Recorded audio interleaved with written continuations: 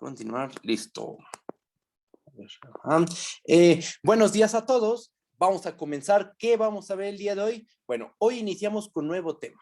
Vamos a comenzar con el estudio de la integral de línea. Para ello, necesitamos definir lo que es una función de clase C1 por pedazos. Vamos a ver que toda función de clase C1 es una función de clase C1 por pedazos.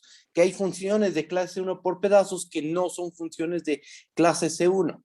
Vamos a demostrar que toda función clase C1 por pedazos es continua, porque uno podría pensar que no tienen por qué ser continuas, pero sí lo son. Vamos a dar, por supuesto, ejemplos explícitos de funciones de clase C1 por pedazos. También vamos a ver la operatividad entre estas funciones.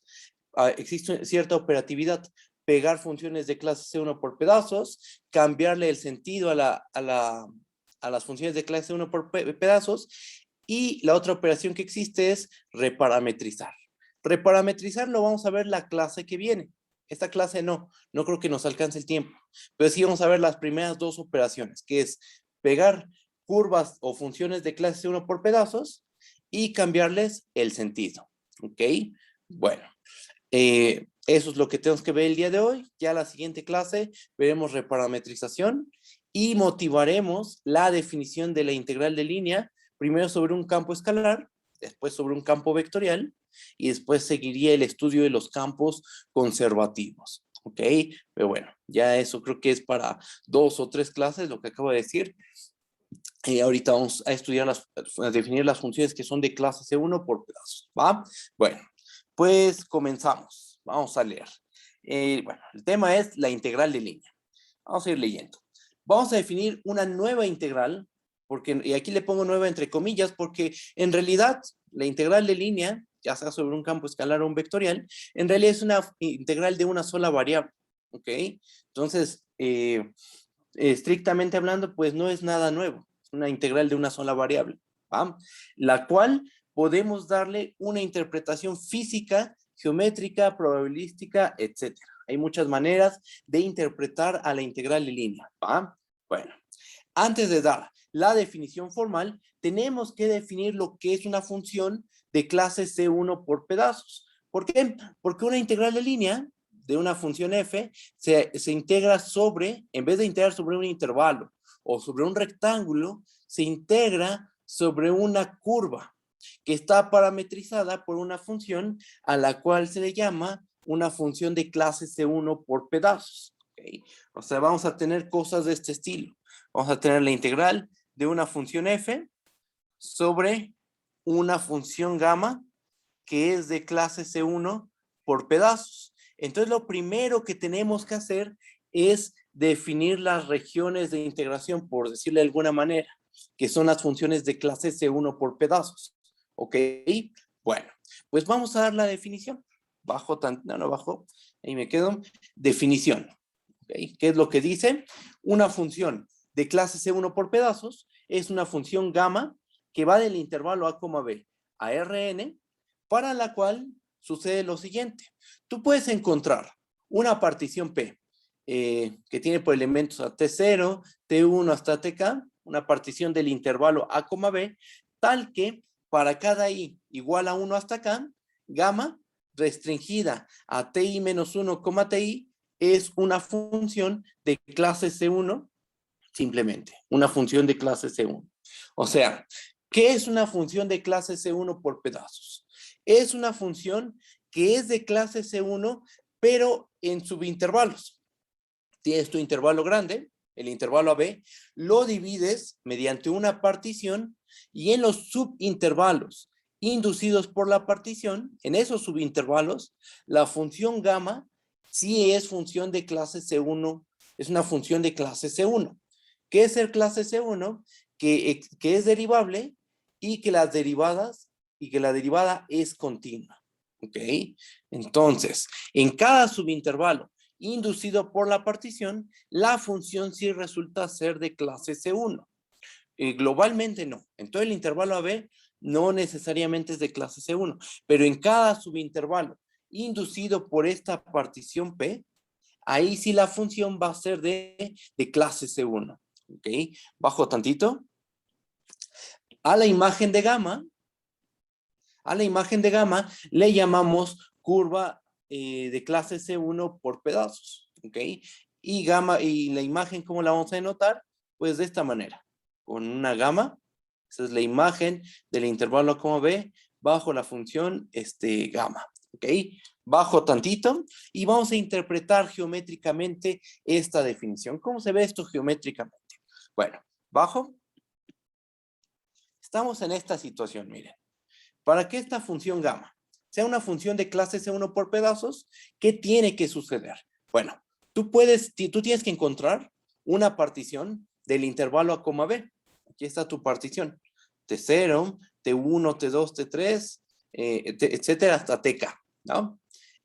Tal que cuando tú restringes a gamma a cada uno de estos subintervalos, al T0, T1, al T1, T2, al T2, T3, así hasta el TK-1, TK, cuando tú restringes a gamma en cada uno de esos subintervalos inducidos por la partición, la función gamma restringida a esos subintervalos resulta ser una función de clase C1, una función de clase C1 como las usuales. Es derivable y su derivada es continua. Entonces, geométricamente, ¿cómo se ve la imagen o la traza de nuestra función gamma? Pues se ve de la siguiente manera. Fíjense, de gamma de T0 a gamma de T1 va a ser suave. Tienes una curva suave.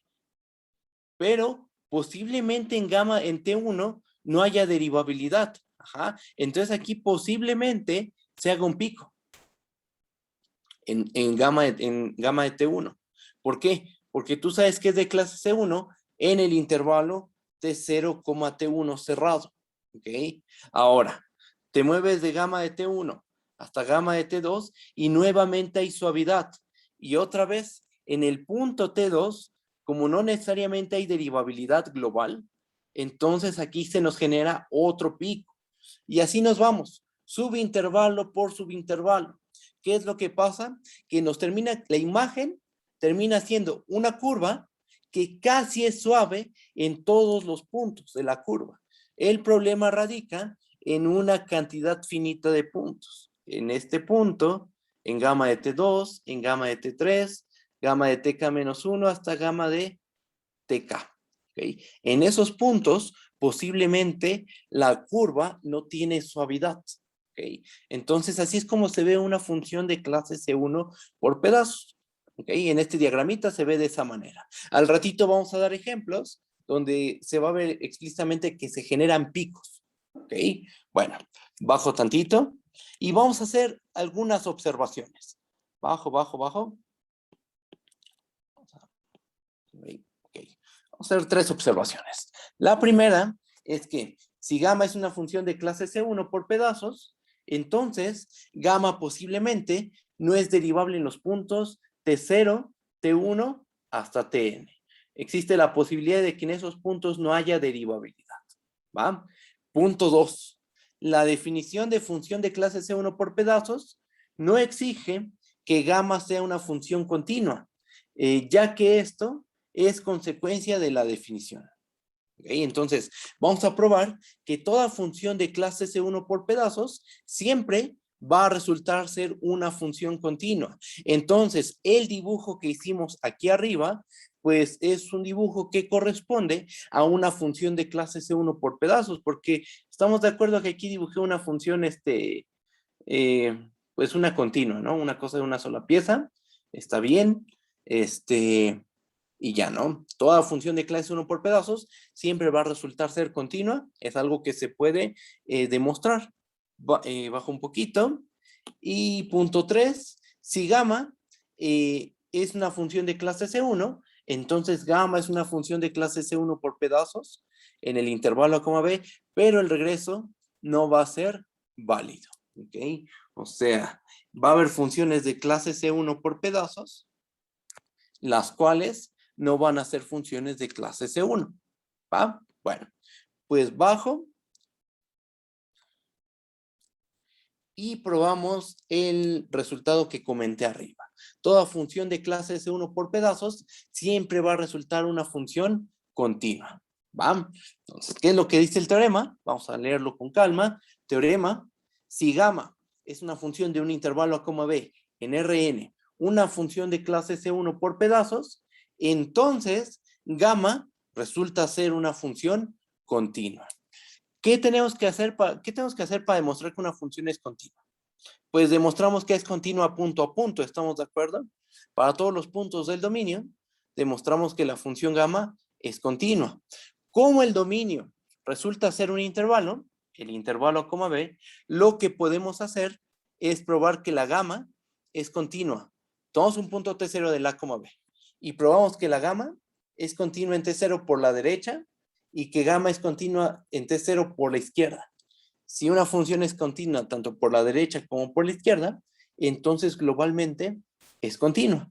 Esto lo podemos hacer porque nuestro dominio resulta ser un intervalo. Si estuviéramos en un dominio de R2, subconjunto de R2, bueno, ahí ya no podemos hacer eso de la continuidad por la derecha y por la izquierda, porque ahí hay una infinidad de trayectorias, ¿no? De trayectorias por las cuales puedes aproximarte al punto. Bueno, pero como nuestro dominio en este caso resulta ser un intervalo, hay dos formas de aproximarnos, por la derecha y por la izquierda. Entonces, eso es lo que vamos a ver, ¿ok? Vamos a ver que en cada punto hay continuidad tanto por la derecha como por la izquierda, salvo en el punto A y en el punto B, porque en el punto A es un hecho que solo va a haber continuidad por la derecha, ¿no? Y en el punto B únicamente va a haber continuidad por la izquierda, ¿va? Por el dominio con el que estamos trabajando, ¿va? Bueno, pues vamos a empezar la demostración. Demostración. Por hipótesis, ¿nosotros qué sabemos? Por hipótesis, la gamma es una función de clases de 1 por pedazos. ¿Eso qué nos garantiza?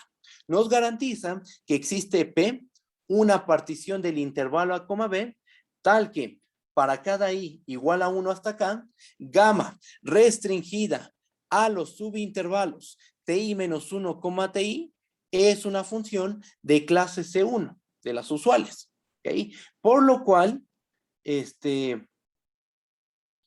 no, esto no, vamos a borrar esta parte.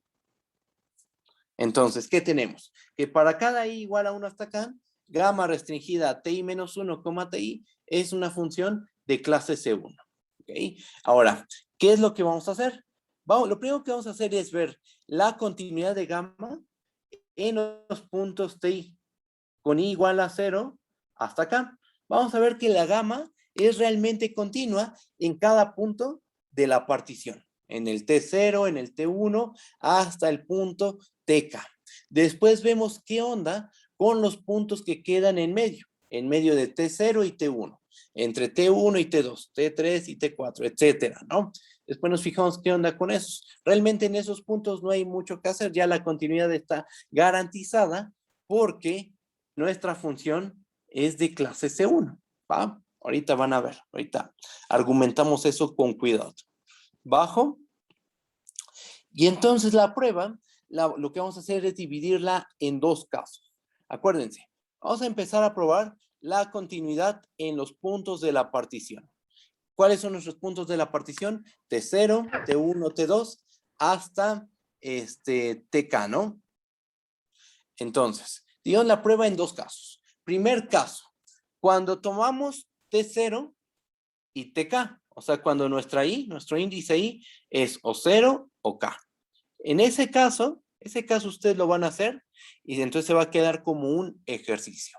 Estos son los casos en los que tomas el punto A o el punto B, que son los extremos de tu intervalo, o sea, T0 y TK. Esos dos casos ustedes los hacen, ¿va? En esos casos, si tomas a T0, lo que vas a ver es continuidad por la derecha únicamente. Y si te tomas el punto TK, entonces únicamente hay que ver continuidad por la izquierda. ¿Ok? Bueno, el caso 1 es más sencillo. Ustedes lo van a hacer. Yo voy a hacer el caso en que la I se mueve de 1 hasta K menos 1. O sea, en el caso en que te tomas o T1 o T2 o TK menos 1. Ahí vamos a ver que hay continuidad. Bueno, nota lo siguiente. Checa. ¿Nosotros qué sabemos?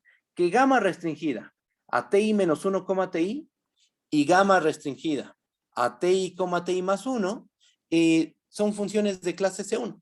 Estas dos restricciones son funciones de clase C1, ¿ok? Entonces, ¿qué tenemos? Que gamma tiene derivada lateral derecha e izquierda en el punto TI. ¿Estamos de acuerdo que en el punto TI, pensando que estamos en esta restricción, hay derivabilidad en el punto TI, pero la derivabilidad en el punto TI, considerando la restricción que estoy señalando, es derivada por la izquierda. La única manera de aproximarte a TI es por la izquierda. Entonces debe existir la derivada lateral izquierda. Y para esta otra restricción, como hay derivabilidad en el punto TI, lo que existe es derivada lateral derecha. Solo nos podemos aproximar por la derecha al punto TI. Entonces, del hecho de que la función es de clase C1, en el punto TI, eso nos garantiza que hay derivada lateral derecha y hay derivada lateral izquierda en el punto TI. ¿Eso qué significa? Eso significa que el límite, cuando T tiende a TI por la izquierda, de gamma TI de TI menos gamma de T entre TI menos T, ese límite debe de existir. Y también debe existir el límite cuando T tiende a TI por la derecha, de gamma de TI menos gamma de T entre TI menos T. Esos dos límites deben de existir. El límite lateral izquierdo y el límite lateral derecho de estos dos cocientes forzosamente debe existir del hecho de que nuestra función es de clase C1. ¿Va? Bueno, ahora, nota lo siguiente. Lo que vamos a hacer a continuación es el truquito de cálculo 2 o cálculo 1, de que el truco que se hace para probar que toda función derivable resulta ser continua. Chequen. Bajo tantito. Vamos a hacer esto. El límite, cuando t tiende a ti por la derecha, de gamma de ti menos gamma de t, esto es lo mismo que, voy a multiplicar este 1, adecuado. Ahorita van a ver por qué multiplico este 1. El 1 que estoy multiplicando es ti menos t entre ti menos t, ¿va? Entonces, este límite se convierte en el límite cuando t tiende a ti por la derecha, de gamma de ti menos gamma de t, multiplicado por ti menos t entre ti menos t, ¿ok? Ahora, vamos a agrupar de manera adecuada y nos termina quedando que esto es igual al límite cuando t tiende a ti por la derecha, de gamma de ti menos gamma de t entre ti menos t multiplicado por ti menos t. Nota que nuestro límite se puede ver como el producto de dos funciones, el límite de un producto de dos funciones. Una de estas funciones es la función, vamos a ponerla de un color, es este cociente. Pero nosotros sabemos que este cociente tiene límite cuando nos aproximamos a ti por la derecha. Es lo que acabamos de decir aquí arriba. Ajá, aquí. Bueno, aquí. Ajá. Ese límite sabemos que existe. Ajá. ¿Y qué más? También sabemos que este límite, esta función, la que estoy marcando de color azul, esa función también tiene límite. Cuando t tiende a ti por la derecha, esta diferencia, la de t menos t, esta tiende a 0. Entonces tenemos dos funciones que tienen límite. Su producto debe tener límite. Y el límite del producto es el producto de los límites. Es un límite lateral derecho. Pero ocurre que uno de nuestros factores tiene límite 0, que es justamente el que está de color azul. Entonces, el producto de esas dos funciones, el límite del producto de esas dos funciones, vale 0. ¿Ok? Y entonces, ¿qué obtenemos? Que el límite, cuando t tiende a ti por la derecha, de gamma de ti menos gamma de t, su límite es 0. ¿Ok? Y con un razonamiento similar, si no es que hasta análogo, lo único que hay que cambiar es el simbolito de más por el de menos. Esa es la única diferencia. O sea, ahora pones un signo menos en vez de un simbolito de más, porque ahora vas a trabajar con un límite lateral izquierdo, el único cambio. Se obtiene que el límite cuando t tiende a ti por la izquierda, de gamma de ti menos gamma de t, vale 0. Y entonces, ¿qué concluimos? Voy a bajar tantito. Se concluye que el límite, cuando t tiende a ti por la derecha, de gamma de ti menos gamma de t, este límite vale 0. Pero también vale 0 el límite cuando t tiende a ti por la izquierda de gamma de ti menos gamma de t. ¿Ok? Entonces tenemos que la gamma en el punto ti es continua tanto por la derecha como por la izquierda. Estos dos límites lo que nos están diciendo es que hay continuidad tanto por la derecha como por la izquierda. Porque si nos aproximamos por la derecha, este límite se hace 0, este de acá. Y si nos aproximamos por la izquierda, este límite se hace 0. Entonces, ¿qué tenemos? Pues que si hay continuidad por la derecha y por la izquierda, pues eso es porque la función es continua en el punto ti, ¿ok? Para cada i igual a 1 hasta acá. Por otra parte, es claro que gamma es continua en cada intervalo ti menos 1, ti. ¿Eso por qué? Vamos a argumentar. ¿Por qué la gamma? Bueno, con esto aquí arriba, queda probado que la gamma es continua en cada punto de la partición, en T0, T1, T2, hasta TK. Ahora, esa solo es una cantidad finita de puntos de todo nuestro intervalo. Solo en esa cantidad finita de puntos tenemos probado la continuidad. ¿Qué pasa con los demás puntos? Que realmente son casi todos los puntos del intervalo A, B. Bueno, lo que ocurre es que tu función es de clase C1 por pedazos, ¿no? Entonces, en cada subintervalo, ti menos 1, ti, la función es de clase C1. En particular es derivable, en particular en los abiertos es continua, o sea, en cada intervalo ti menos 1, ti es continua, y esa es la razón por la cual la gamma es continua en cada uno de estos intervalos, porque la gamma es de clase C1 en cada uno de los subintervalos ti menos 1, ti. En particular, la gamma es continua en cada subintervalo ti menos 1, ti. Y entonces, con esto queda probado que la gamma resulta ser continua en todos los puntos del intervalo A, B. ¿Ok? Entonces, siempre que tú tengas una función de clase C1 por pedazos, esa función debe de ser una función continua. Aun cuando no sea de clase C1, con que sea de clase C1 por pedazos, esa función va a ser continua. ¿Va? Bueno. Ahora, ¿qué es lo que sigue? Pues lo que sigue es dar ejemplos de funciones de clase C1 por pedazos. Ejemplos explícitos. ¿Va? Bajo tantito. Vamos a dar ejemplos de funciones de clase C1 por pedazos. Primer ejemplo.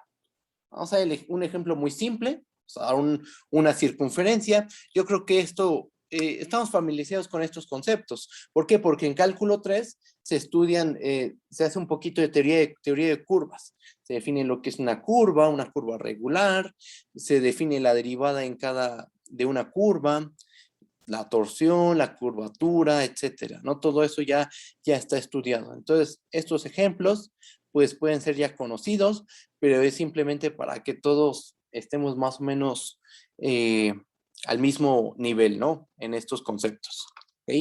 Bueno, primer ejemplo. La función gamma, que va del 0,2 pi a R2, tal que a cada punto t lo mandan a coseno de t, seno de t. Esta función es una función de clase C1 por pedazos. ¿Por qué?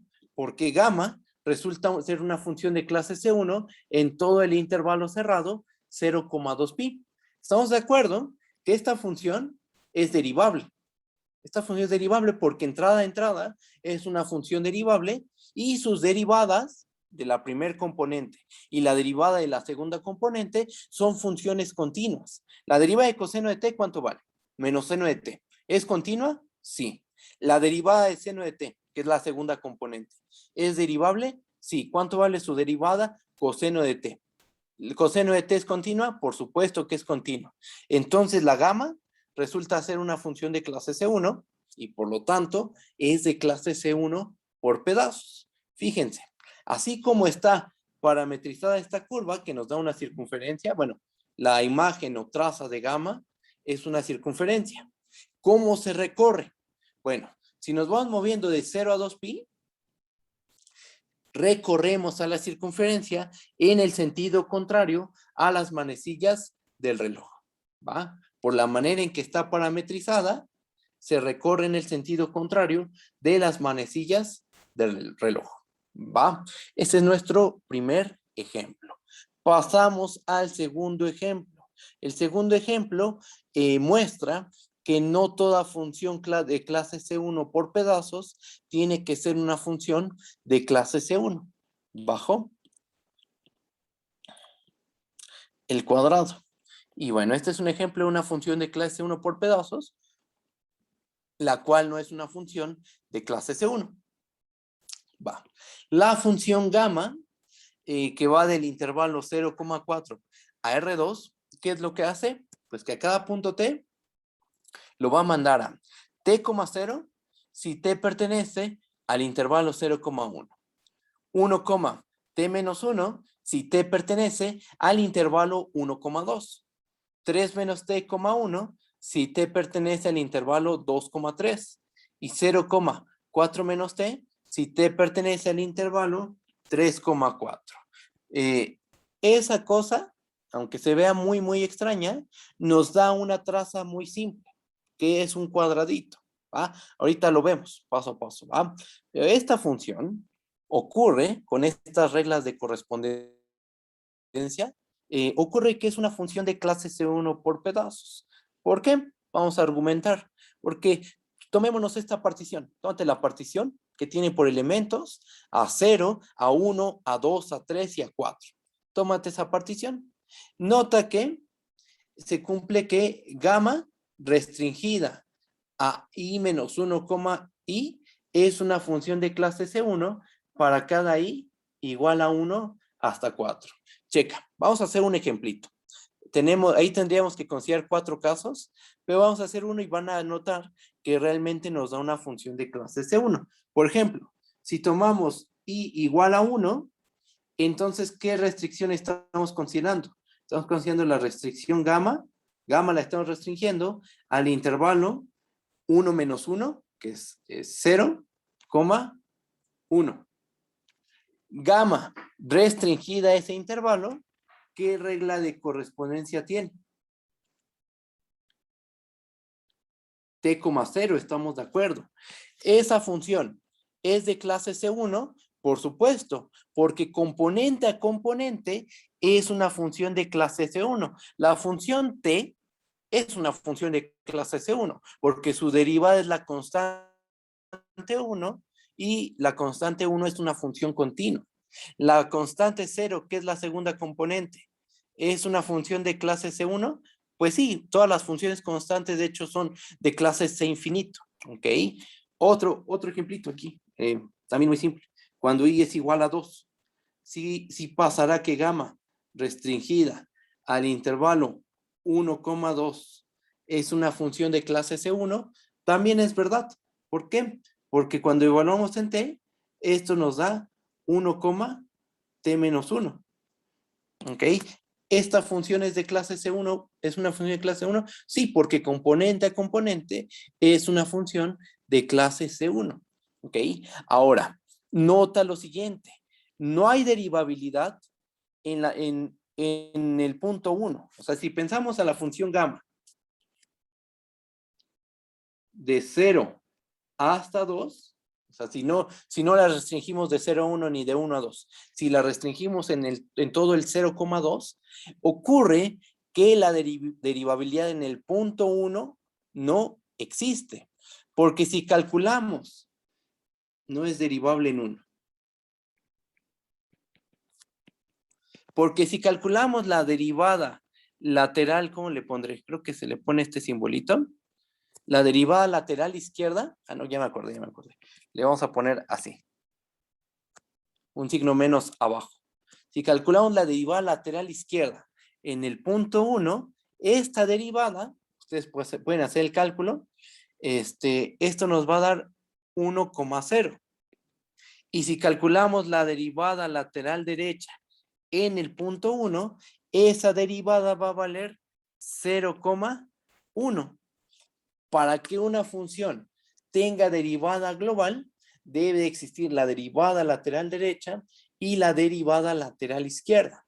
Y ustedes pueden verificar que si calculan la derivada lateral izquierda de esta función gamma en 1, va a valer 1,0. Y la derivada lateral derecha en 1 va a valer 0,1.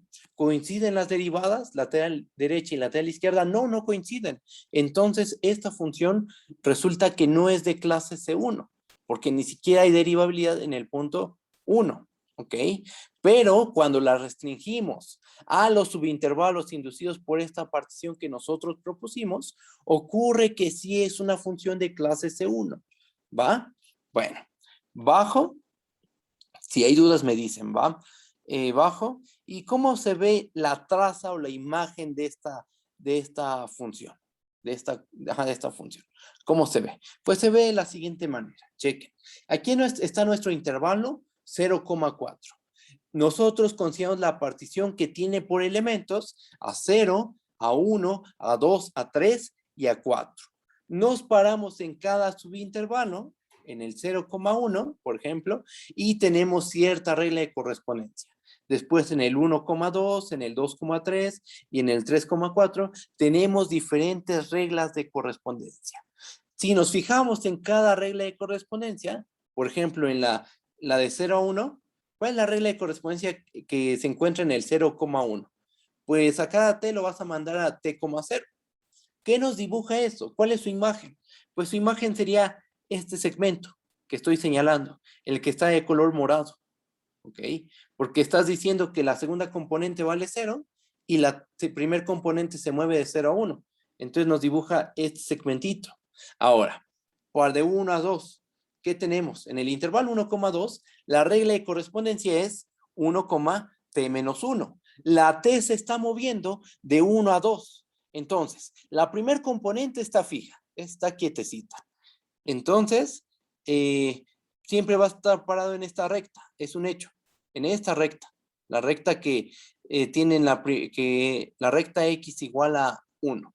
Ajá, pero ¿hasta dónde te vas a mover? Ah, bueno, eso te lo dice la t. Como la t se mueve de 1 a 2, entonces los valores de la segunda componente se mueven de 0 hasta 1.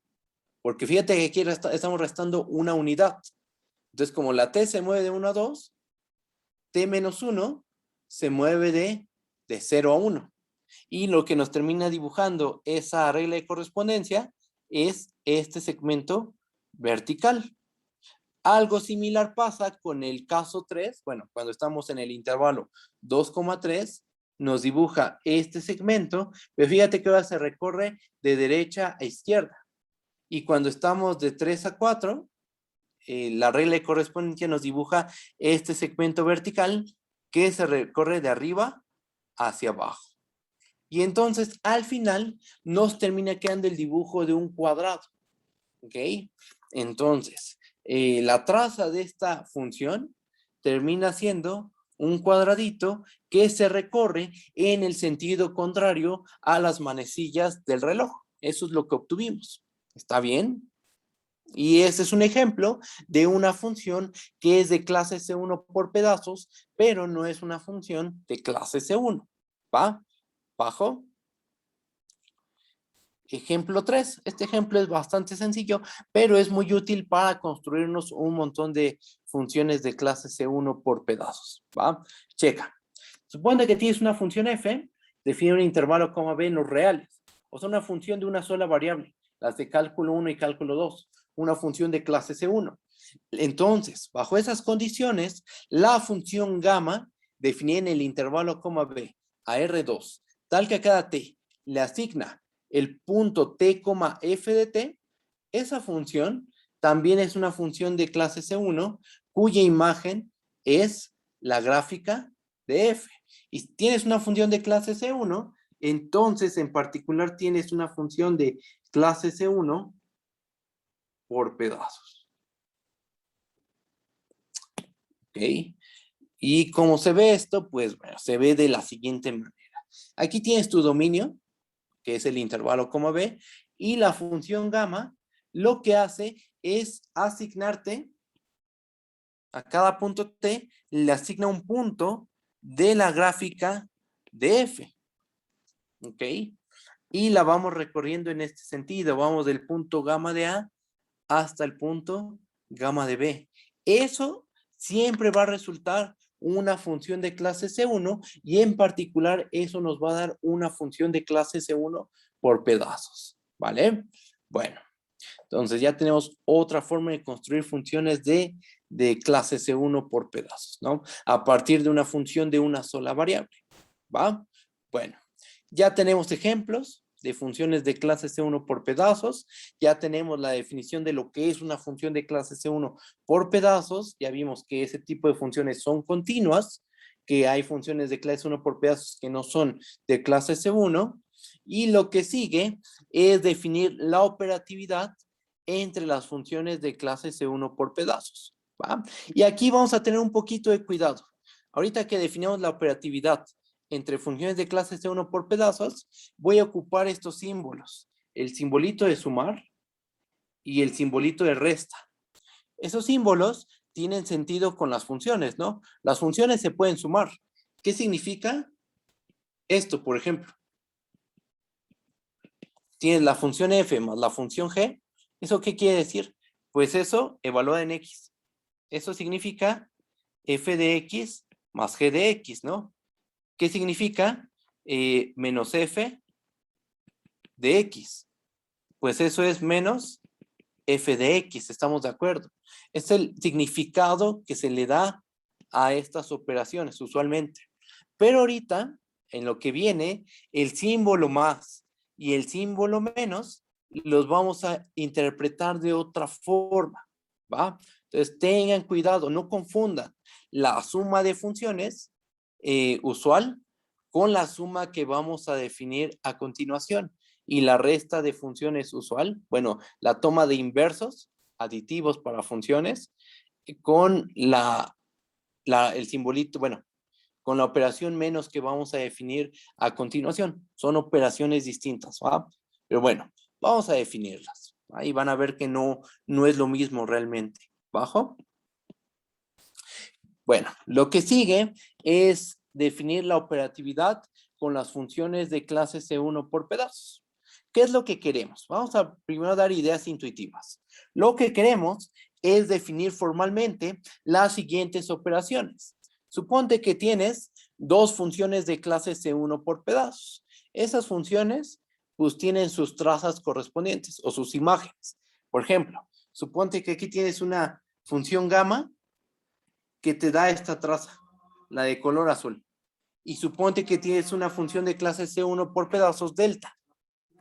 Tienes esas dos funciones de clase C1 por pedazos, delta te dibuja esta traza o esta imagen y ocurre que en el punto final de la curva gamma y en el punto inicial de la curva delta, las reglas de correspondencia coinciden. Aquí tenemos que gamma de B coincide con delta de C, pensando que gamma tiene dominio A, B.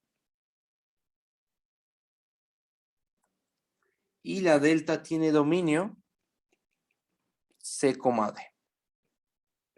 Entonces, en el punto final de gamma, el punto final de gamma coincide con el punto inicial de delta. Vamos a suponer que pasa eso. Entonces, ¿qué ocurre? Pues que pareciera que las trazas se pueden pegar, ¿no? Y pareciera que podemos definirnos una función de clase C1 por pedazos, cuya imagen, una nueva función de clase 1 por pedazos, cuya imagen nos da la unión de estas dos curvas de clase C1 por pedazos. Entonces queremos definir formalmente el pegar funciones de clase C1 por pedazos. Esa es una. ¿Qué más queremos definir? Una es pegar a las funciones de clase 1 por pedazos. Otra, cambiarles el sentido en el que se recorren las curvas. Por ejemplo, aquí tienes una función gamma de clase C1 por pedazos, la cual se recorre de este punto hasta este punto de acá.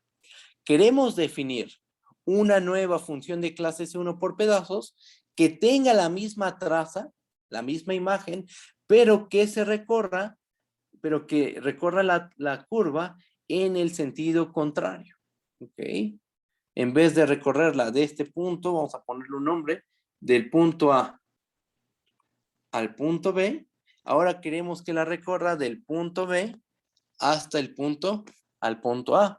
Entonces lo que queremos es cambio del sentido en que se recorre la curva. Queremos cambiarle el sentido en el cual se recorre la curva, ¿va? Bueno, eso queremos definirlo formalmente. Ahorita estamos dando nada más ideas de lo que queremos formalizar. ¿Y qué más queremos? Queremos cambiar de parámetro.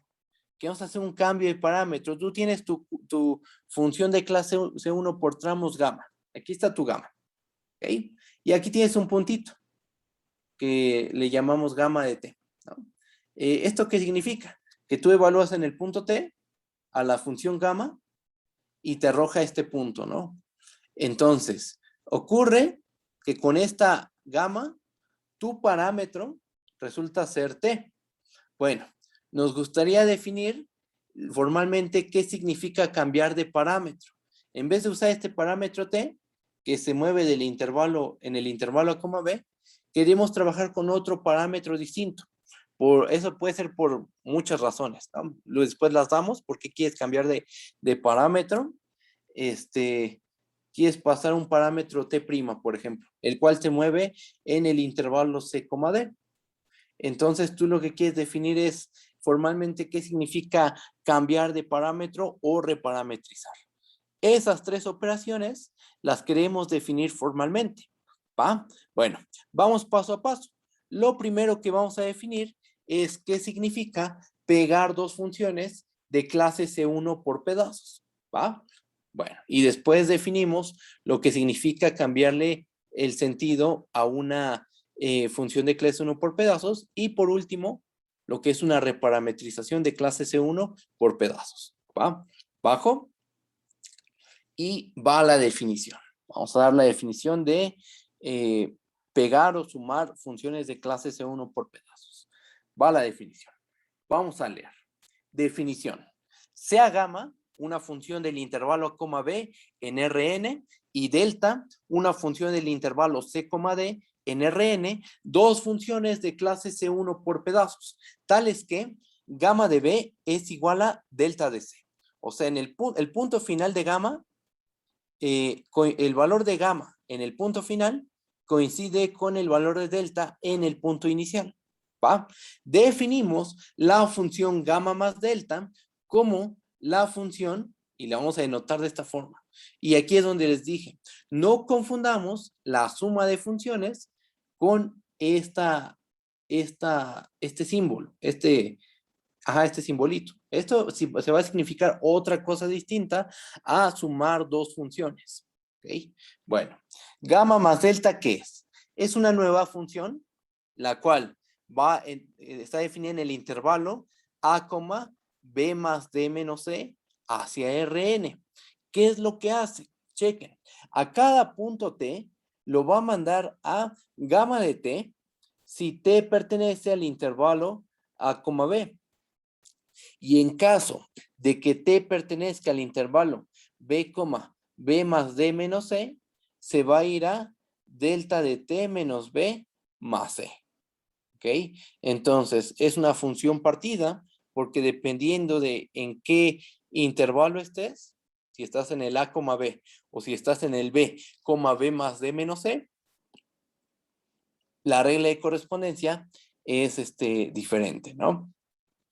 Entonces definimos esta función, que en el fondo, esta definición formal, lo que está haciendo intuitivamente es pegar la traza de la función gamma y la traza de la función delta, así como dijimos arriba. ¿Ok? Bueno, vamos a interpretar geométricamente, y esta interpretación geométrica se acerca a la definición formal, ¿no? Vamos a entender qué es lo que se está haciendo formalmente aquí, ¿va? ¿Por qué se define así esta función? ¿Qué es lo que pasa geométricamente, qué nos dice, qué obtenemos al definir esta nueva funcioncita, etcétera? ¿Va? Vean. Geométricamente, ¿qué se tiene? Chequen. Miren. Aquí tenemos el intervalo a, b. Vamos a empezar con esto. Aquí está nuestro intervalo a, b. Y nosotros le aplicamos gamma.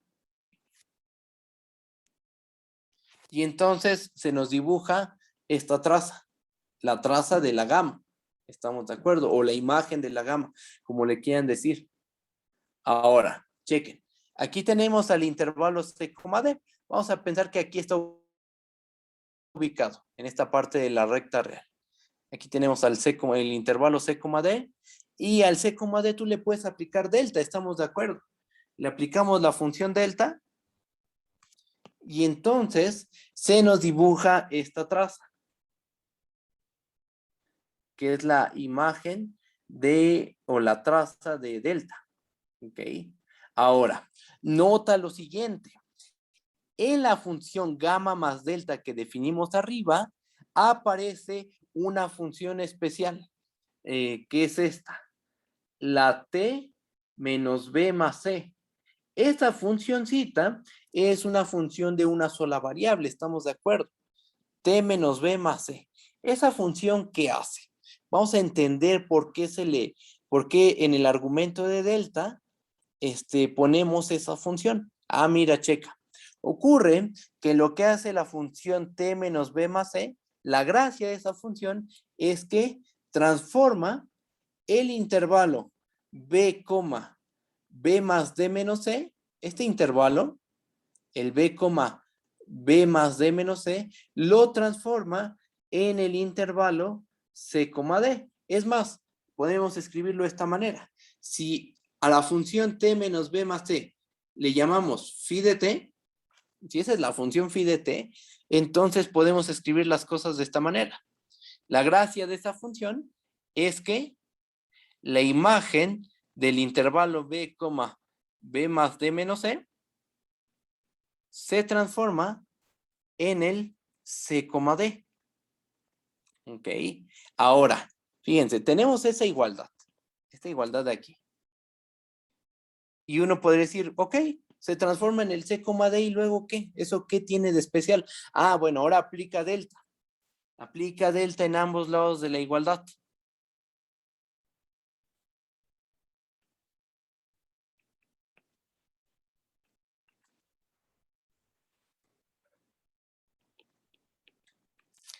Pregunta, lo de la derecha, ¿quién es? ¿Quién es delta del intervalo cerrado c, d? Pues es la traza de delta, estamos de acuerdo.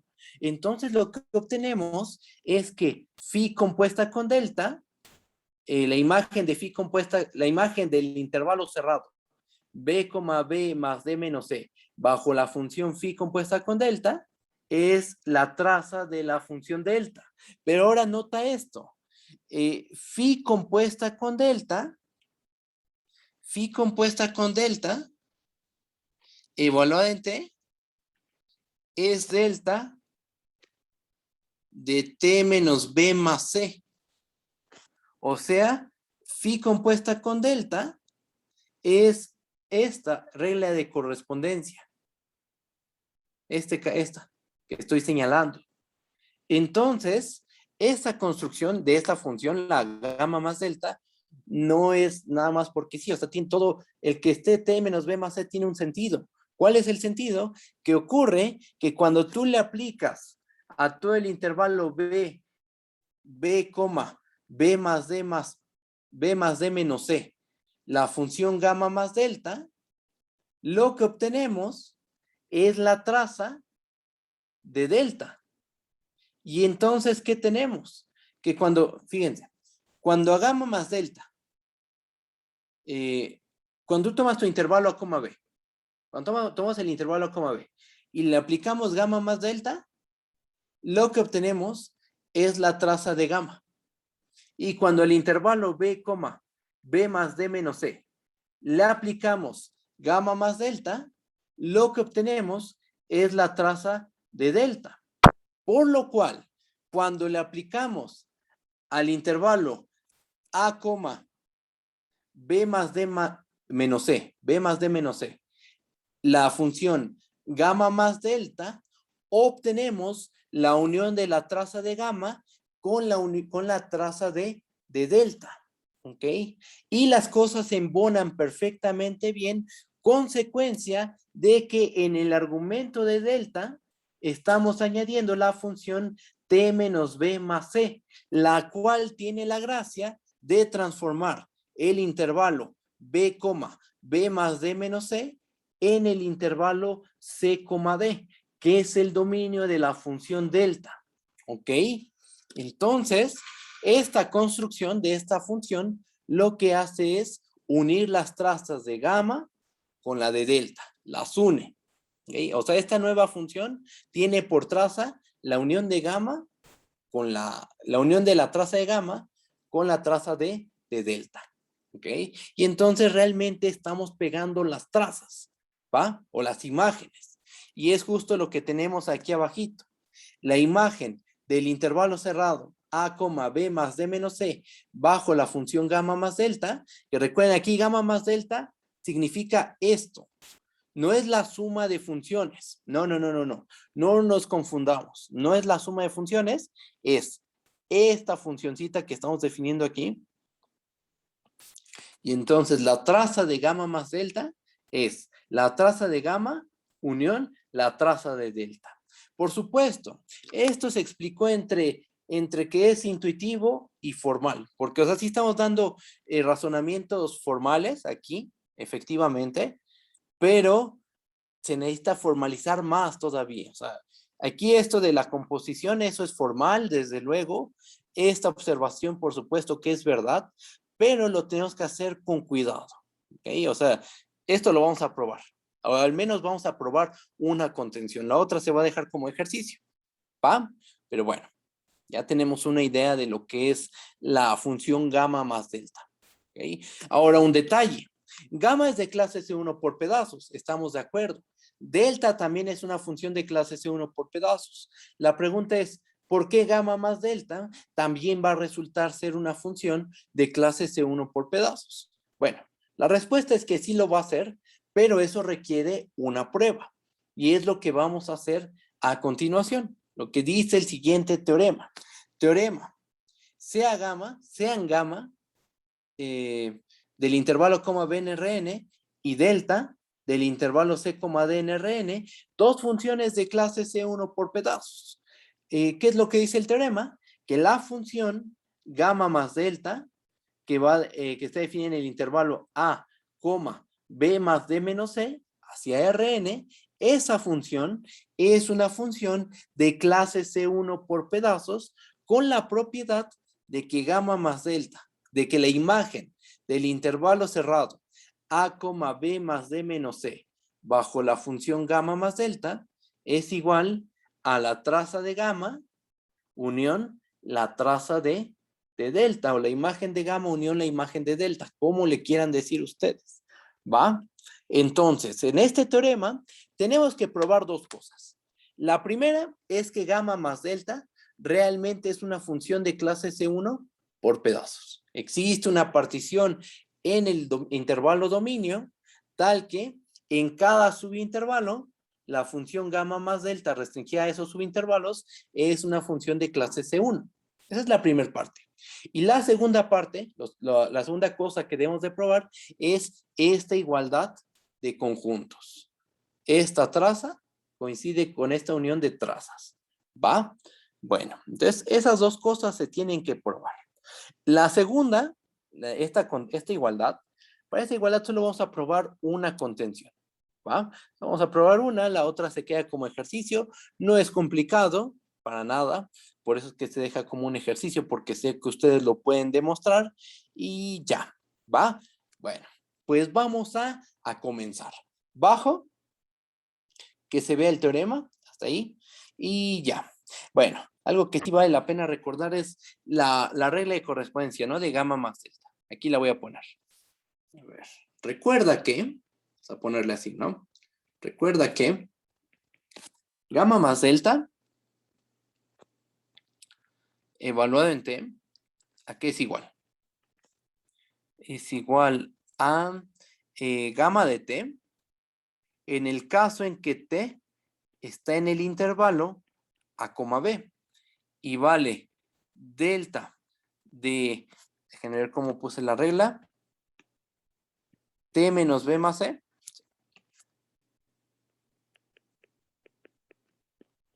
si t pertenece al intervalo b, B más D menos C. Ok, entonces, nuestra función gamma más delta de T, vale, gamma de T, si T pertenece al intervalo cerrado, A, B, y vale, delta de T menos B más C, en el caso en que T esté en el intervalo cerrado, T, B más D menos C, ¿ok? ¿Sí está bien? Bueno, esa es la definición de gamma más delta, aquí lo pongo. Entonces, por simple definición, ¿va? Y queremos probar que esa función realmente es una función de clase C1 por pedazos, ¿va? Bueno, pues comenzamos la prueba. Veamos que gamma más delta es de clase C1 por pedazos, ¿va? ¿Qué sabemos nosotros? Nosotros sabemos que gamma y delta son funciones de clase C1 por pedazos. Entonces, debe existir P igual a el conjunto que tiene por elementos a T0, T1 hasta TK, una partición del intervalo A, B. Y existe Q, el conjunto que tiene por elementos a S0 hasta SM, una partición del intervalo C, D. ¿Qué propiedad tienen, qué gracia, qué virtud tienen esas dos particiones? Bueno, la propiedad de esas dos particiones es que para cada i igual a 1 hasta acá, gamma restringida al intervalo ti menos 1, ti, esa función es de clase C1 por pedazos. Y para cada j igual a 1 hasta m, delta restringida al intervalo sj menos 1, sj, es una función de clase C1 por pedazos. Digo, perdón. Esas dos funciones, ahí va de nuevo.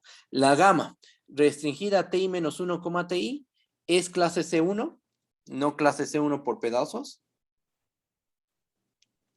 Acuérdense, la gamma restringida a este subintervalo es de clase C1. Y la delta restringida a este subintervalo debe de ser de clase C1. ¿No? Clase C1 debe ser. En cada subintervalo inducido por la partición, gamma debe ser de clase C1 y la delta restringida en cada subintervalo inducido por la partición Q debe de ser de clase C1. ¿Ok? Entonces, esas son nuestras hipótesis. Aquí tenemos dos particiones involucradas. La partición P del intervalo A, B y la partición Q del intervalo C, D, las cuales tienen la gracia de que al restringir, por ejemplo, a gamma a los subintervalos inducidos por la partición P, la gamma se hace de clase C1. Y cuando restringimos a delta a los subintervalos inducidos por la partición Q, eso nos da una función de clase C1. Hasta ahí vamos, ¿ok? Bueno, bajo tantito, bajamos, y fíjense, tenemos este diagramita. A ver, creo que aquí está bien, que aquí nos paremos. Fíjense, vamos a ver el diagrama. ¿Ah? Nosotros tenemos una partición del intervalo A, B, ¿ok? Tenemos la partición P, que tiene por elementos a T0, T1, T2, TK-1, TK. También disponemos de una partición del intervalo C, D. También disponemos de una partición en el intervalo C, D. S0, S1, S2, SM-1 hasta SM. ¿Nosotros qué queremos? Nosotros queremos, decíamos, encontrar una partición del intervalo A, B más D menos C, porque ese es el dominio de la partición gamma, ese es el dominio de la función gamma más delta. ¿Ah?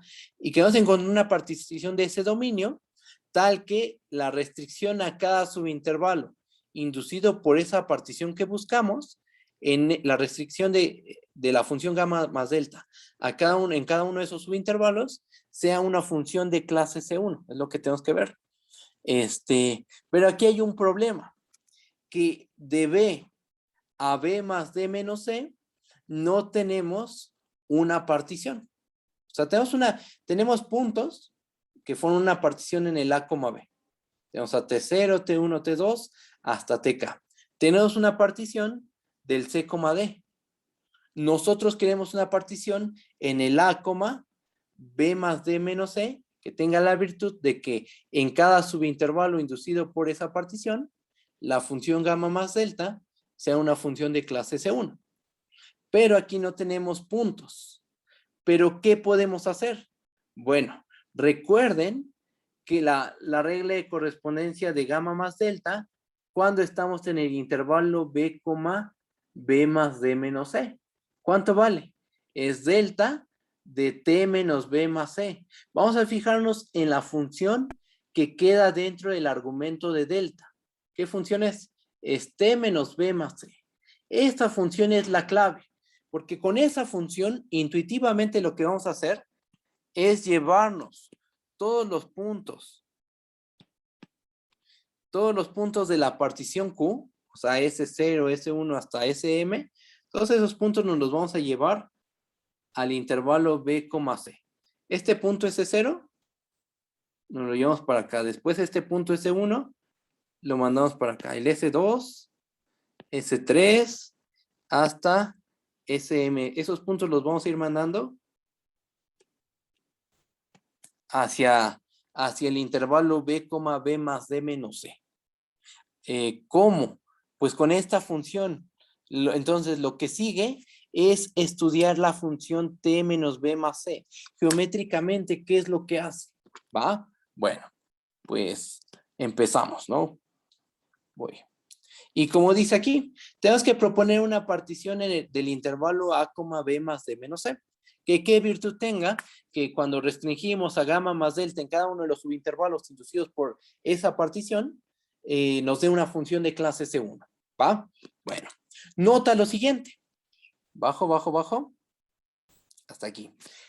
Notemos que la función phi, definida en el intervalo B, B más D menos C, hacia el intervalo C, D, tal que a cada punto T lo manda a T menos B más C, esta función es una función estrictamente creciente, suprayectiva, una función estrictamente creciente, la cual también es suprayectiva y derivable, con derivada igual a 1. De hecho, el hecho de que es creciente, de que es estrictamente creciente, se sigue del hecho de que la derivada en todos sus puntos es mayor que 0.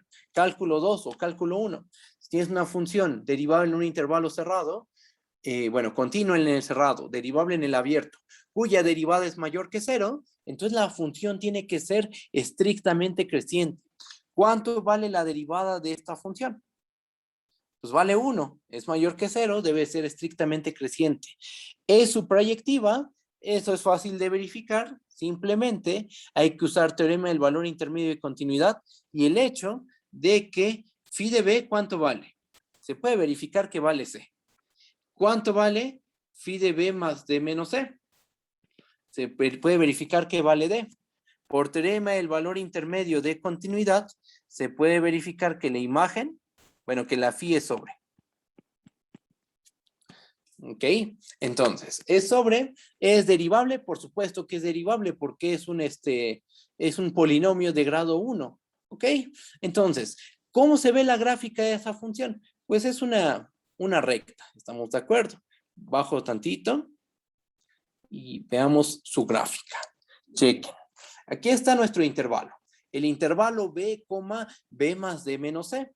Y aquí tenemos el intervalo C, D. La gracia de esta función phi es que transforma, podemos decirlo de esta manera, transforma el intervalo B, B más D menos C en el intervalo C, D. ¿Ok? Es una biyección. Entonces, si yo tengo un puntito aquí, si aquí yo tengo un puntito, ese puntito, si aquí hay un puntito, este se va a transformar en un puntito del C, D. Y al revés también. Si yo tengo un puntito en el intervalo C, D, entonces ese lo transformo en un puntito del intervalo B más D menos C. Por ejemplo, si yo tengo mi partición Q, ¿dónde se encuentra? ¿Es una partición de qué intervalo? La partición Q es una partición del intervalo C, D. Ajá. Entonces, si me tomo este puntito, yo lo puedo transformar en un puntito del intervalo B más D menos C. Y eso lo hago con cada punto de la partición. Y eso nos va a generar una partición en el intervalo B, B más D menos C, que es lo que nosotros queremos, ¿ok? Entonces, esta función, como creo que creo que ya nos dimos cuenta todos, esta función lo que hace es transformar puntos del intervalo B, B más D menos C en puntos del intervalo C, D. Y al revés, si tomamos su inversa, por supuesto. Bajo tantito y justo aquí hablo de su inversa y el camino que vamos a seguir para definir la partición en el B, B más D menos C. Checa. Como phi es estrictamente creciente y sobre, entonces existe la inversa. La inversa va del C, D al B, B más D menos C. El dominio ahora es la imagen ahora es el dominio, y esta función, ¿cómo es? Es estrictamente creciente y suprayectiva. ¿Ok? Porque acuérdense, si tienes una estrictamente creciente, su inversa es estrictamente creciente, ¿va? Y como la phi es supra, pues la inversa también va a resultar ser supra, ¿va? Bueno, gráficamente, ¿qué es lo que vamos a hacer? Chequen. Ahorita vamos a hacer un argumento formal, que es el que está aquí abajo, ¿va? Pero vamos a explicarlo primero con este dibujito. Chequen. Aquí tenemos el intervalo C, D, ¿ok? Ahí tenemos definida una partición Q. La partición S0, S1, S2, S3, SM-1, SM. ¿Qué gracia tiene esa partición Q? O sea, ¿para qué se definió esa partición Q? Porque ocurre que delta restringida a los intervalos SJ-1, SJ es de clase S1, ¿no? Eso es lo especial de esa partición. Que cuando tú restringes a tu función de clase S1 por tramos delta a esos subintervalos, en esos subintervalos inducidos por la partición, la función delta es de clase C1. Ahora, vamos a hacer lo siguiente. Vamos a llevarnos estos puntitos de la partición Q a puntos del intervalo B, B más D menos C. ¿Cómo? Pues vía la función inversa. ¿Ok? Entonces, tienes aquí ese 0. ¿Qué hacemos? Aplicamos phi a la menos 1 y nos da el punto B. Tomamos a ese 1, le aplicamos phi a la menos 1 y nos da el punto phi a la menos 1 de ese 1. Después S2, le aplicamos phi a la menos 1, S3, así continuamos hasta que llegamos a SM. Phi a la menos 1 de SM es lo mismo que phi a la menos 1 de D, y eso nos termina dando el punto B más D menos C. Entonces tenemos lo siguiente. Vamos a leer lo que está de color café. Chequen. Mapeamos los puntos S0, S1, SM bajo phi a la menos 1. Los mapeamos y ¿qué obtenemos? Que el conjunto que tiene por elementos a phi a la menos 1 de S0 hasta phi a la menos 1 de SM es una partición del intervalo B, B más D menos C. ¿Ok? Entonces, haciendo eso de tomar la inversa, obtenemos una partición del intervalo B, B más D menos C. Bajo tantito. Y ahora notemos lo siguiente. Notemos que, bueno, hacemos el cálculo de la inversa, lo cual no es complicado, y obtenemos que phi a la menos 1 de t es t más b menos c. Por lo cual, phi a la menos 1 de S0, ¿quién es? Es S0 más b menos c. Pero S0, ¿quién es? S0, ¿cuánto valía? El primer punto de tu partición Q del intervalo C, D. Entonces, S0, ¿quién tiene que ser? C. Entonces, ¿este punto quién es? Este punto realmente es el punto B. Después, phi a la menos 1 de S1, pues es simplemente S1 más B menos C. Después, phi a la menos 1 de S2, ¿quién sería? S2 más B menos C. Así nos seguimos hasta phi a la menos 1 de SM, es SM más B menos C. Pero SM es el último punto de la partición Q. Entonces, SM tiene que ser D. Y entonces nos termina quedando que esto es B más D menos C, ¿ok? Bueno. Bueno, entonces, ¿qué tenemos? Vamos a proponer la partición L, sea L, igual al conjunto que tiene como elementos a phi a la menos 1 de C0 hasta phi a la menos 1 de Cm. Como phi a la menos 1 es estrictamente creciente y suprayectiva, ocurre que L es una partición del intervalo cerrado B, B más D menos C. Por lo que argumentamos arriba, por esto, se sigue que L realmente es una partición del intervalo B, B más D menos C. ¿Ok? Y ahora, checa. Nosotros ya teníamos una partición del intervalo A, B. Es más, aquí está el dibujo. Nosotros teníamos una partición del A, B. ¿Cuál era? ¿Quién era? La partición P, ¿no? ¿Quién es la partición P? Tenemos también ya una partición del intervalo B, B más D menos C. ¿Cuál es? Es la partición L. Pegamos esas dos particiones y nos da una partición del intervalo A, B más D menos C. ¿Ok? Entonces obtenemos una partición, unimos a P con L y eso nos da una partición del intervalo A, B más D menos C. ¿Ok? Bueno, vamos a probar que esa partición es la partición buscada. ¿A qué nos referimos con eso? Vamos a ver que gamma más delta restringido a cada subintervalo inducido por P unión L es una función de clase C1. Y hay dos casos a considerar. Y vamos a marcar aquí algunas cositas. Chequen. Hay dos casos a considerar. ¿Qué subintervalo me podría tomar? ¿Cuáles son las posibilidades? Una posibilidad es que me tome un subintervalo de este tipo. O sea, un subintervalo de la forma TI menos 1, TI. Esa es una posibilidad, ¿verdad? La otra posibilidad es que me tome un subintervalo de la forma phi a la menos 1 de CJ menos 1, phi a la menos 1 de CJ, que sería uno de estos subintervalos. Vamos a ver que en cualquiera de esos dos casos, la función gamma más delta resulta ser de clase C1. ¿Ok? Bajo y hacemos los dos casos. Bueno, hacemos un caso y el otro queda como un ejercicio argumental el por qué terminó siendo de clase C1. Chequen. Ahí va. Primer caso. ¿Qué pasa si tomamos un intervalo TI menos 1, TI? Con I moviéndose de 1 hasta acá. O sea, un subintervalo inducido por la partición P. En ese caso, ¿cuánto vale gamma más delta restringida al intervalo TI menos 1, TI? Pues hay que recordar la regla de correspondencia de la gamma más delta, ¿no? Gamma más delta tenemos que vale gamma de T.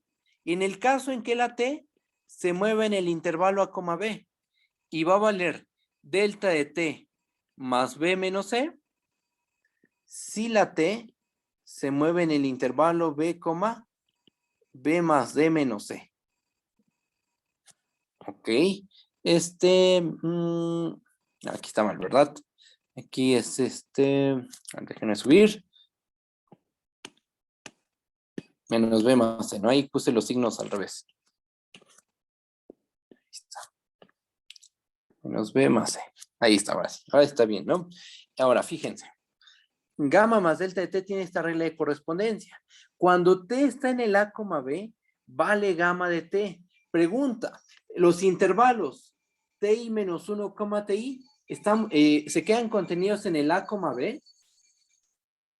Sí, ¿verdad? Se quedan contenidos en el intervalo cerrado A, B. Entonces, gamma más delta restringido a estos subintervalos, ¿cuánto vale?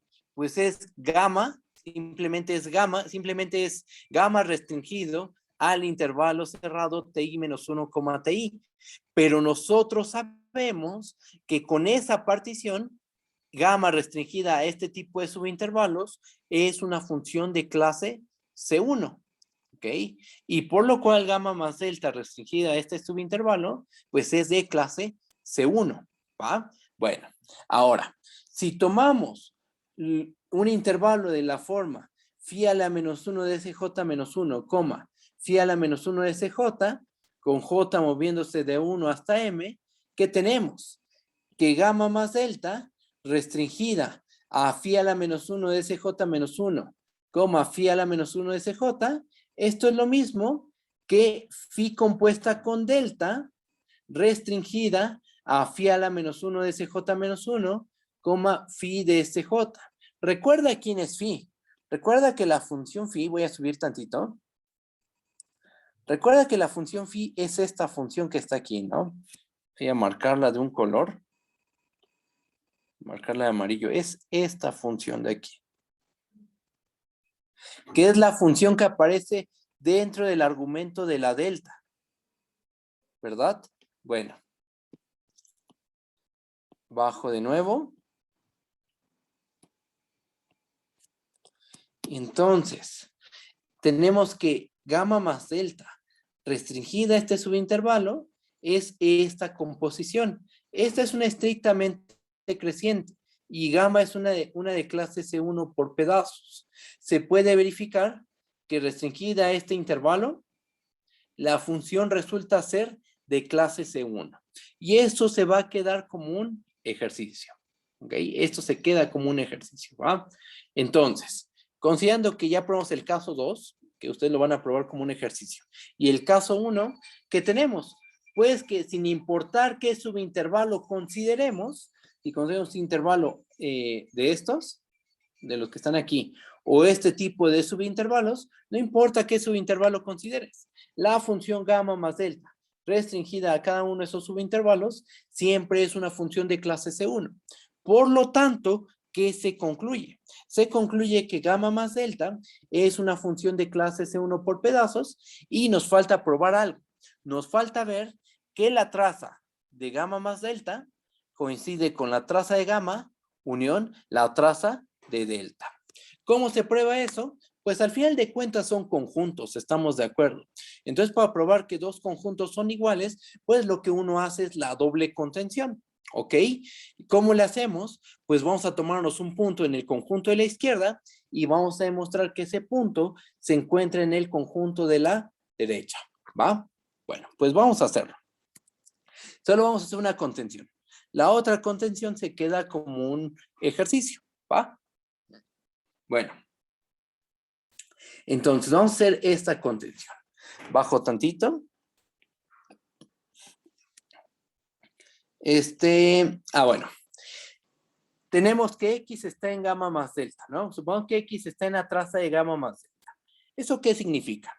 Que X esté en la traza de gamma más delta significa, esto nos dice que existe un T en el intervalo cerrado, A, B más D menos C, con la propiedad de que gamma más delta evaluada en T es igual a X. ¿Ok? Si X está en la traza es porque debe haber un puntito del dominio tal que al aplicarle la función gamma más delta nos va a dar el punto X. Y aquí vamos a considerar dos casos. Recuerden que nuestro intervalo A, B más D menos C se puede dividir en estos dos subintervalos. ¿Y por qué los dividimos en estos dos subintervalos? Porque recuerden que la función gamma más delta tiene dos reglitas de correspondencia, dependiendo de si estamos en este intervalo o estamos en este otro intervalo.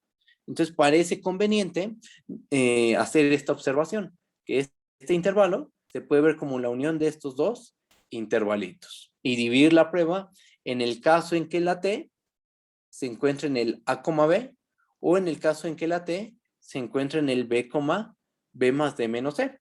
¿Va? Bueno, pues hacemos los casos. Chequen. Consideremos los siguientes casos. Caso 1.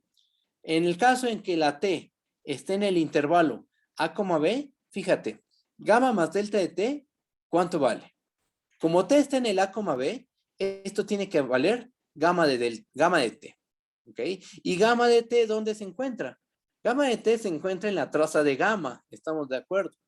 Y la traza de gamma, estamos de acuerdo que se queda contenida en la traza de gamma, unión la traza de delta. ¿Sí está bien eso? Y entonces, ¿qué tenemos? Bueno, pues fíjate que gamma más delta de T es el punto X, ¿no? Es este punto X. Y entonces, ¿qué tenemos? Que X termina perteneciendo a la traza de gamma unión la traza de delta, ¿ok? En el caso en que T está en el cerrado A, B, pero va a pasar algo similar si T está en el cerrado B, B más D menos C, checa. Gamma más delta de T, por la definición de gamma más delta, es delta de T más B menos, de T menos B más C. ¿Estamos de acuerdo? Aquí no va cerrado, es abierto. Ajá. Y este punto, ahí está. Este punto está en la traza de delta. ¿Estamos de acuerdo? Este puntito se encuentra en la traza de delta, la cual se queda contenida en la traza de gamma unión la traza de delta. Y otra vez, este punto, el gamma más delta de t, es x, ¿ok? Y entonces terminamos llegando a que x se encuentra en la traza de gamma unión la traza de delta. Fíjate que en cualquier caso, lo que vimos es que gamma más delta de t pertenece a la traza de gamma unión la traza de delta. Sea cual sea el caso, probamos que gamma más delta de t está en la traza de gamma unión la traza de delta. Pero gamma más delta de t es x, ¿no? Por lo que se dijo aquí arriba. Aquí. ¿Ok? Y entonces, ¿qué tenemos? Pues tomamos un punto en la traza de gamma más delta y probamos que se encuentra en la traza de gamma unión la traza de delta. Y la otra contención se queda como un ejercicio, ¿va? Pero esto último lo que nos está diciendo es que esta nueva función de clase C1 por pedazos que definimos, que es la gamma más delta, tiene por traza la traza de gamma unión la traza de delta, ¿va? Que es algo que nosotros deseábamos. Deseamos pegar las trazas de dos funciones de clase C1 por pedazos. Y formalizamos esa idea y demostramos, y nos llevó a demostrar este teorema, ¿va? Bueno, ahora, ¿qué es lo que sigue? Pues lo que sigue es hacer un ejemplo, ¿no? De cómo se aplica esta operación, la de pegar funciones de clase C1 por pedazos. Vamos a ver un ejemplito bastante sencillo. Realmente, cuando tú pegas funciones de clase 1 por pedazos, pues es algo muy, muy fácil. ¿Va? Algo muy sencillo. Chequen. Vamos a la función gamma, que va del 0,1 a R2, tal que cada punto T lo mandamos a T, T. Y definimos la función delta, que va del 0,1 a R2, tal que cada punto T lo mandamos a 1 más T, 1. ¿Ok? Aquí, ¿quién es A, B, C y D? Bueno, vamos a ponerles, vamos a ver quién es A, B, C y D. A es 0, que sería este. B es 1, que es este. C es 0, que es este. Y D es 1, que es este valor. ¿Ok? ¿Cuánto vale B más D menos C? B más D menos C sería 2. Entonces el intervalo A, B más D menos C sería el intervalo 0,2. ¿Ok? Bueno, ¿cómo se ve la traza de gamma unión la traza de delta? Pues se ve de esta forma, ¿no? La traza de gamma es este cacho de la recta identidad. Es este segmento de la recta identidad. ¿Ok? Porque en ambas componentes toma el mismo valor. Es el T, T. Entonces aquí se nos forma un segmentito de la recta identidad. Y de la delta, la traza de delta, bueno, la traza de delta es esta recta horizontal. Porque fíjate que la componente siempre va a valer 1. Y lo que se mueve es la primer componente. ¿Va? Entonces, la unión de esas dos trazas es este dibujo. Vamos a sumarlas o pegarlas. Sumamos a gamma más delta según lo definido arriba. Gamma más delta, ¿qué es? Pues gamma más delta es la función que va del intervalo A, B más D menos C, o sea, está definida en el intervalo 0,2 hacia R2, y a cada T lo va a mandar a gamma de T si T está en el 0,1, y lo manda a delta de T menos B más C, y aquí nos preguntamos, ¿quién es B y quién es C? Pues B es 1 y C es 0. Entonces aquí nos queda T menos 1 más 0 si T está en el 1,2. Simplificamos y nos termina quedando esto. Nos termina quedando que vale T, T si T está en el 0,1 y t,1 si t está en el 1,2. Si hacemos el dibujo de esta traza, bueno, la traza de esta función, o la imagen de esta función, pues los que nos termina quedando es nuevamente esta figurita, que es la misma que la que tenemos aquí arriba. Solo que aquí arriba la estamos viendo como el resultado de unir la traza de gamma con la traza de delta, y aquí abajo ya la estamos viendo como la traza de una única función, ¿ok? Y esta función, ¿cómo se obtuvo? Pues con lo que definimos arriba. Definimos a gamma más delta como cierta función, ya la definimos acá arriba, ¿no? Hasta arriba, hasta arriba, hasta arriba definimos. Ah, bien, de hecho aquí está la regla de correspondencia.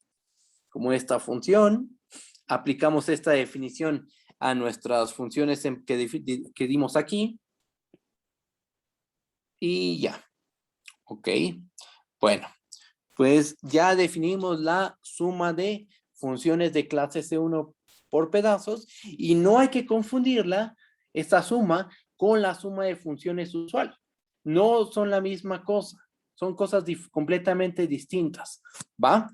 Bueno, ahora lo que vamos a hacer es definir qué significa cambiarle el sentido a la función de clase C1, a la curva, ¿va? Bueno, va la definición formal.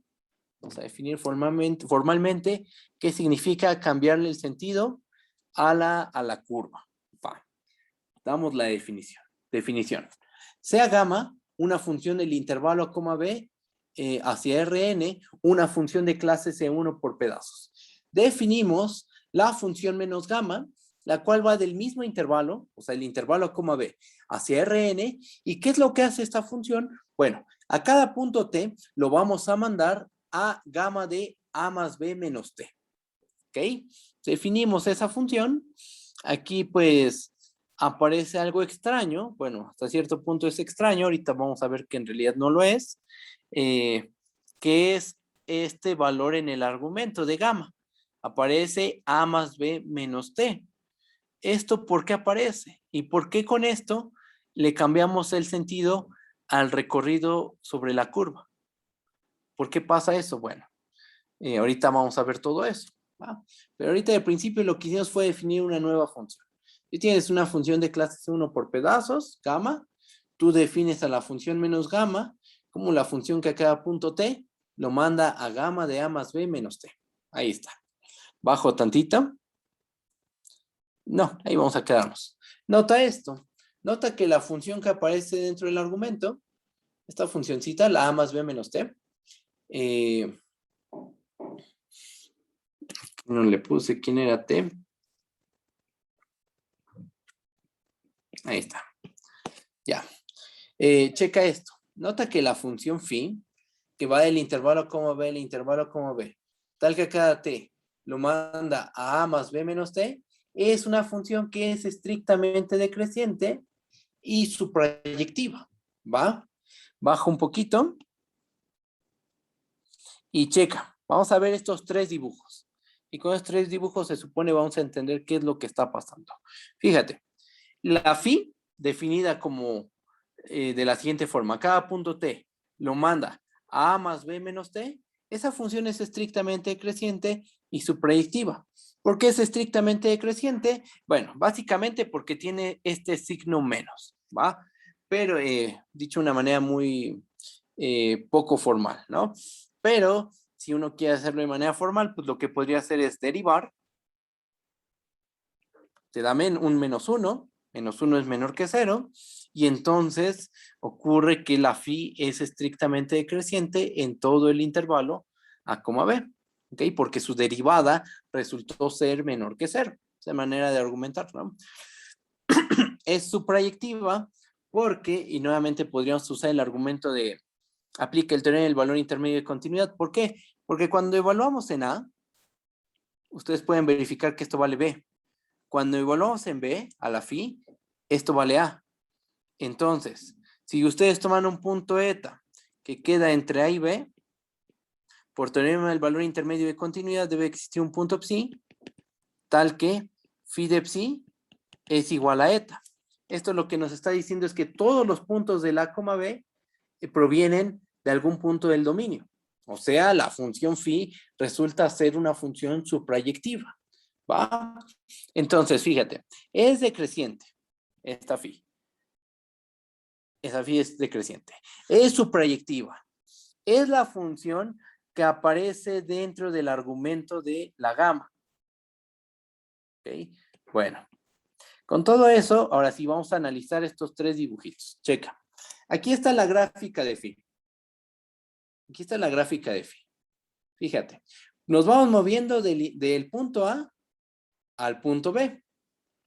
Pero como es decreciente, entonces este sentido en el que vamos recorriendo el intervalo A, coma B se va a invertir en la imagen. Porque si empiezo en A, es más, vamos a ocupar esta cosa. Si empiezo en A y le aplico la phi, me voy al punto B. Me voy moviendo de A en B y en la imagen me voy moviendo de B hacia A. ¿Ok? Si aquí está nuestra gama. Esta es nuestra gama, ¿no? Aquí le voy a poner. Esta es la gama. Fíjate. Si nos vamos en la gama, nos vamos moviendo de A a B. Es el recorrido que vamos siguiendo. Vamos siguiendo el recorrido voy de A hacia B. Pero cuando componemos a gama con la phi, ¿qué nos queda? Nos queda gama de A más B menos T. Como la A más B menos T, que es la función phi, invierte el recorrido, en vez de ir de A a B, vas de B en A, eso repercute en el recorrido sobre la curva. Ahora, en vez de ir de gama de A a gama de B, como arriba, ahora vamos a ir en sentido contrario. Consecuencia de que estamos componiendo con esta función phi. La consecuencia de todo esto es esta función phi. Esta phi de aquí. ¿Ok? Y entonces, bueno, pues con estas ideas, que entre que es formal e intuitivo, porque aquí estamos haciendo cosas formales. Estamos usando, consideramos esta función, la que aparece dentro del argumento, la A más B menos T, vimos que es estrictamente decreciente su proyectiva. Eso es formal. El dibujo, por supuesto que nos da una idea, pero ahí es donde se pierde la formalidad, ¿va? Pero con todo esto nos damos la idea de que realmente esta nueva función, la menos gamma, realmente lo que hace es invertir el sentido en el que se recorre la curva, ¿va? Bueno, pero para que no quede entre que formal e intuitivo, bueno, lo que sigue es hacer una prueba formal de todo esto. Y esa prueba formal queda condensada en el siguiente teorema, ¿va? Bueno, aquí está el teorema. Vamos a leerlo. ¿Qué es lo que dice? Sea gamma una función del intervalo A, B. Bueno, si gamma es una función del intervalo A, B en Rn, una función de clase C1 por pedazos, entonces la función menos gamma, que va del intervalo A, B en Rn, tal que cada punto t lo manda a gamma de A más B menos t, esa función resulta ser una función de clase C1 por pedazos con la propiedad de que la traza de gamma coincide con la traza de menos gamma. ¿Ok? Entonces hay dos cosas que tenemos que probar. La primera, que menos gamma es una función de clase C1 por pedazos. Y la segunda, que las trazas de gamma y menos gamma deben de coincidir. ¿Ok? Eso es lo que tenemos que ver. ¿Lo vamos a probar ahorita en estos 7 minutos? Sí, sí lo vamos a probar. No es tan larga la prueba. Ahí acaba. ¿Ok? Entonces, sí nos alcanza el tiempo. Vamos a demostrar eso. Y ya, ¿va? Ahí va. Entonces, empezamos la prueba. ¿Nosotros qué sabemos? Nosotros sabemos por hipótesis que la gamma es una función de clase C1 por pedazos. ¿Ok? Entonces, como gamma es de clase C1 por pedazos, ¿qué podemos asegurar? Pues que va a haber una partición, existe P, una partición del intervalo A, B, tal que para cada I igual a 1 hasta acá, gamma restringida al intervalo cerrado ti menos 1, ti resulta ser una función de clase C1. O sea, la gama restringida a cada subintervalo cerrado inducido por la partición, gamma restringida a cada uno de sus subintervalos, es una función de clase C1, ¿va? Bueno, ¿qué más? Vamos a considerar esta función phi, la cual ya analizamos arriba. Sea phi, la función que va del intervalo coma b al intervalo coma b, tal que a cada punto t lo manda a más b menos t. Nota que phi es estrictamente decreciente, subtractiva y tiene inversa igual a ella misma. Su inversa es igual a ella misma. Es un ejercicio muy, muy, muy fácil. O sea, lo único que tienen que hacer es llamar a phi de t y despejar a la t. Y se van a dar cuenta que van a obtener la misma regla de correspondencia. Es más, aquí lo hacemos. Despejamos a t. Y nos queda que esto es a más b menos y. ¿Ok?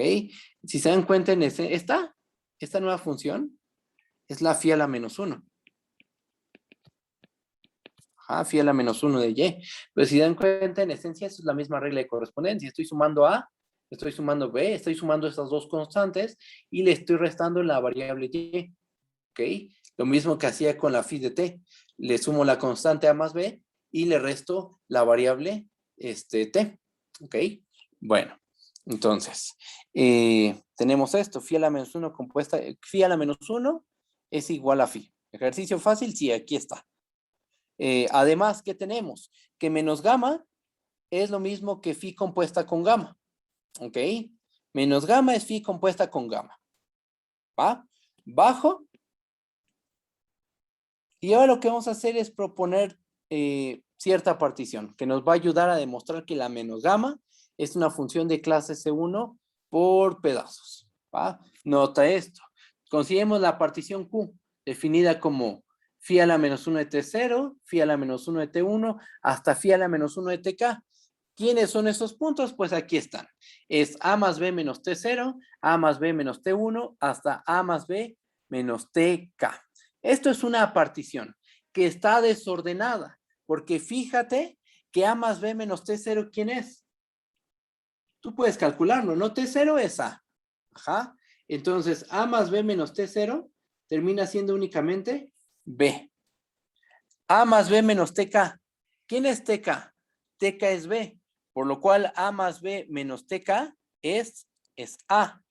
O sea, los puntos que se encuentran aquí están del mayor al menor, no como en una partición que los pones del menor al mayor.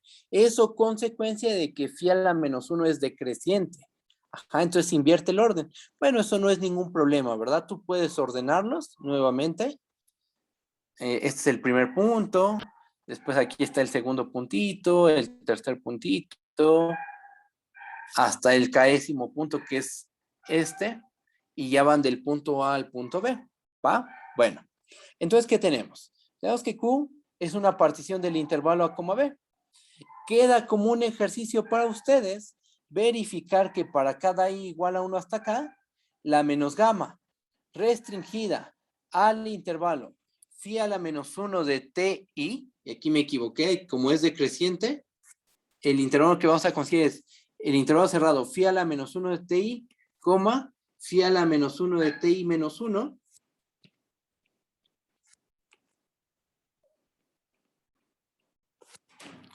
es de clase C1. Eso ustedes chequenlo, ¿va? Ya les di la partición a considerar. Con esta partición, la menos gamma resulta ser una función de clase C1, restringida a este subintervalo. Fíjate que aquí los índices están como, por decirlo de una manera, invertidos, ¿no? Porque el más grandote se encuentra en el extremo izquierdo, el índice I, y el índice chiquito se encuentra en el extremo derecho. Eso es consecuencia, recuerda, de que la phi a la menos 1 es estrictamente decreciente. Y esto que les comentaba, ¿no? Que aquí la partición, así como la escribí, va del mayor punto al más pequeño. ¿Ok? Bueno, entonces, por lo cual, ¿qué tenemos? Bueno, esto ustedes lo prueban, que menos gamma es una función de clase C1, y entonces en cada subintervalo. Y entonces se concluye que menos gamma es una función de clase C1 por pedazos. ¿Qué falta ver? Pues falta probar que la traza de gamma es igual a la traza de menos gamma. Vamos a hacer una contención y la otra queda como ejercicio y acabamos la clase. Chequen. Tomemos X en la traza de gamma. ¿Qué significa estar en la traza de gamma? Pues que existe un T en el intervalo cerrado A, B, tal que gamma de T es igual a X. Si tomamos T' igual a A más B menos T, pregunta, ¿cuánto vale menos gamma de T'? Por la definición de menos gamma, esto es gamma de A más B menos T'. ¿Cuánto vale T'? ¿Cómo definimos a T'? Como A más B menos T. Entonces esto es igual a gamma de A más B menos A más B menos T. Se nos cancelan los A más B y nos termina quedando gamma de T. Pero gamma de T es X. ¿Ok? ¿Este argumento en qué ayuda? Ah, pues esto lo que muestra es que menos gamma de T' coincide con X. O sea, esto lo que está mostrando es que X pertenece, esto muestra que X pertenece a la traza de menos gamma. Y como X es un punto arbitrario en la traza de gamma, pues lo que se tiene es que la traza de gamma se queda contenida en la traza de menos gamma. Con un argumento muy parecido, se prueba la otra contención y de ahí se tiene la igualdad. Se tiene que la otra contención queda como ejercicio y al final lo que se concluye es que la traza de gamma coincide con la traza de menos gamma. ¿Va? Bueno, y hasta aquí termina la clase de hoy. Este ejemplo ustedes chequenlo, es un ejemplo muy simple. Ustedes chequenlo, ya no bueno, sí, lo checamos la siguiente clase, lo vemos de volada. Y empezamos con el concepto de reparametrización. Definir lo que es una reparametrización, ver que cuando tú reparametrizas puede ocurrir, hay casos en los que no te da una función de clase C1 por pedazos. Y entonces uno se pregunta, ¿bajo qué condiciones cuando uno reparametriza nos da una función de clase C1 por pedazos? Y si hay respuesta buena, una buena respuesta a esa pregunta. Entonces, vamos a responder esa pregunta. Se condensa en un teorema, lo vamos a demostrar. Y bueno, ya después de todo eso, ya vamos a definir la integral de línea sobre un campo escalar. ¿Va? Bueno, hasta aquí dejamos esto. Nos vemos mañana. Mañana nos vemos, tienen clase conmigo. Bye, bye. Cuídense mucho. Hasta luego.